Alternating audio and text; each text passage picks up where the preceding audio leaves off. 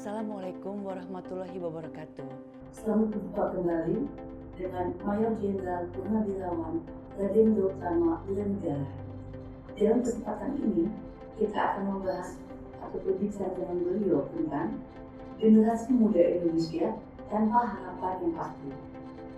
Bang Utama, apa kabar? Alhamdulillah. Semoga selalu sehat ya Bang ya. Amin. Ada beberapa pertanyaan buat Anda.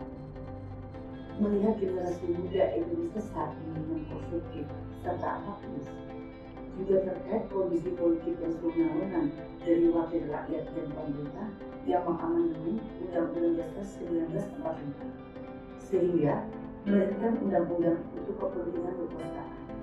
Bagaimana tanggapan Anda? Baik, terima kasih.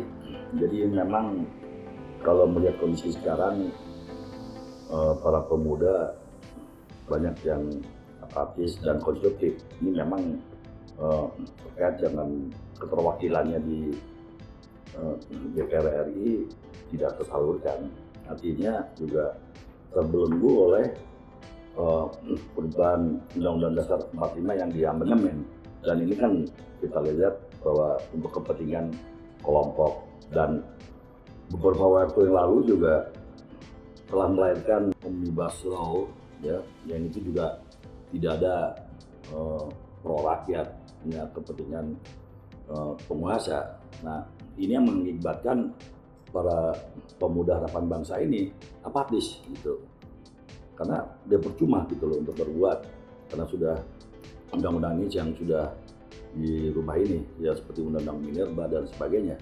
Nah, termasuk juga ada undang-undang tentang karantina kesehatan, ini juga tidak dilaksanakan gitu.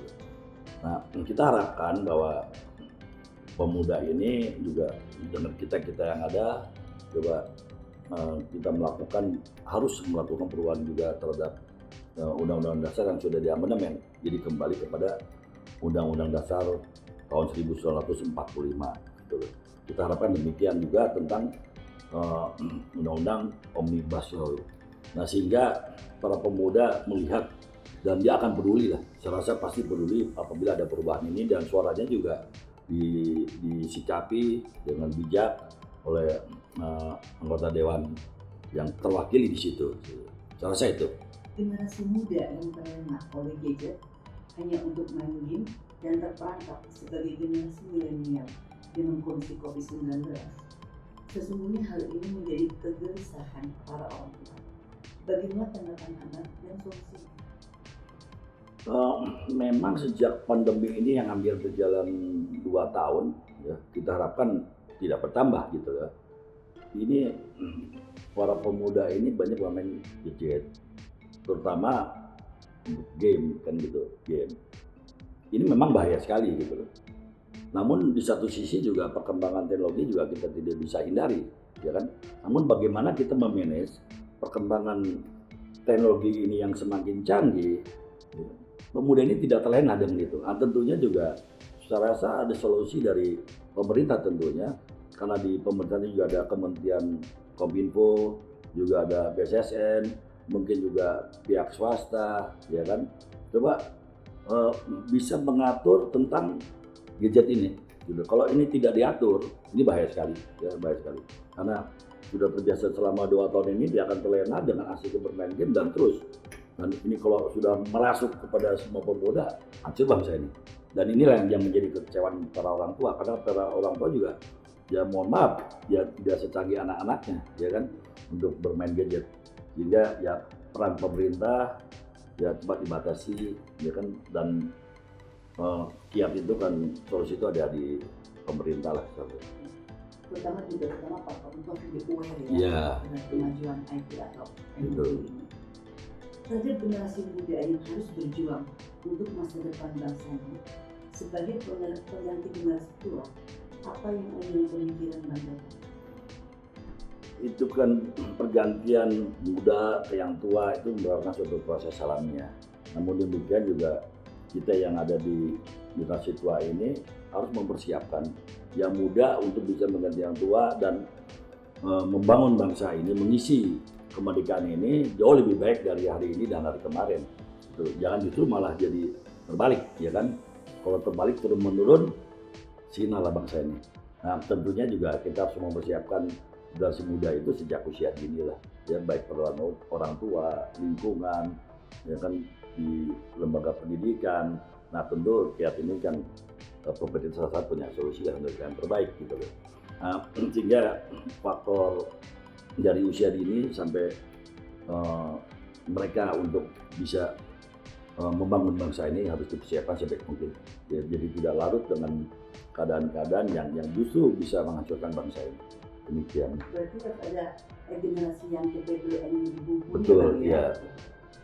Terhadap generasi muda harus mampu melihat cahaya masa depan dengan perkiraan agar tidak tersesat kelak di kemudian hari. Apakah harapan yang sangat Bang Gautam rindukan? Ya, semua anak bangsa, pemuda mempunyai suatu harapan, ya kan ada cahaya di depan yang dia harus raih, gitu loh. Tentunya juga meraih ini juga tidak semudah apa yang kita bayangkan, ya kan. Kita sudah punya suatu pegangan hidup, landasan hidup kita ideologi Pancasila dengan Undang-Undang Dasar 1945. Di dalam kepemimpinan sekarang, dalam kekuasaan sekarang juga kita tidak lihat gitu, ya kan. Malah kita khawatirkan sistem kapitalis, sistem liberalis, sistem sosialis dan sebagainya. Coba kita kembalikan aja ini semua, ya kan kepada Pancasila. Pancasila sekarang malah sudah diutak-utik, ya kan, Pancasila menjadi Trisila, Ekasila dan gotong royong. Ini kan bahaya ini. Ya kan Undang-Undang Dasar 45 yang diamandemen, ya kan melahirkan undang-undang omnibus law yang waduh serba tidak pro rakyat. Nah kita harapkan ya kita kembalikan ke sebagai pegangan kita Pancasila, Undang-Undang Dasar 1945, sehingga para pemuda juga melihat menyongsong hari esok yang jauh lebih baik daripada hari ini. Dan ini kita harapkan untuk para pemuda, coba kita bangun pemuda ini yang punya jati diri, ya kan, punya percaya diri dan bangga terhadap bangsanya. Demikian. Intinya harus ada basic atau fundamental Ya. yang kuat ya Bang ya, dan harus bersinergi Ya. semuanya. Bang Gautam, terima kasih Oi, sekali. kasih. Semoga Abang selalu terima. Amin. Demikian bincang kita dengan Mayor Jenderal Purnawirawan Raden Gautama Wiranegara. Terima kasih atas perhatiannya. Saya April. Sampai jumpa di perbincangan kita berikutnya. Wassalamualaikum warahmatullahi wabarakatuh. Terima kasih. Waalaikumsalam.